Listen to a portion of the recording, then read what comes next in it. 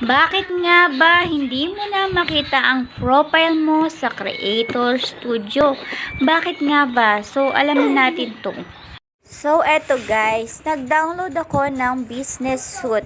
So, 'di ba, dito natin makikita ang ating Creator Studio. So, ayan, nakita niyo naman na ang profile ko ang aking ilalagin. So, tingnan niyo kung ano ang lalabas. Ang lumabas ay ang akin page. So, ayan, ganyan siya. So, naguguluhan talaga ako guys. Dati naman, meron lumalabas na profile dyan.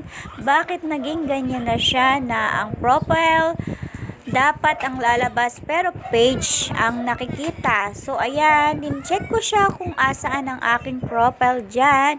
Bakit hindi ko makita? So, ito-try ko yan sa Chrome kung makikita ko ang aking profile. So,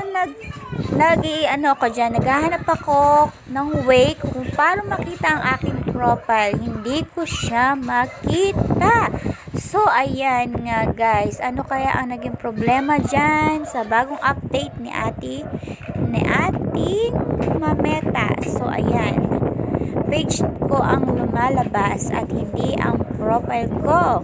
So, ano nga ba ang naging problema dyan? So, eto. Hanapin natin yan. So, dito sa ating Chrome, nag-search ako ng Creator Studio. So, same lang din pala na ang page ko ang nakikita. So, ayan, click ko ang settings at lumabas ang aking profile. Sa settings po makikita ang ating profile.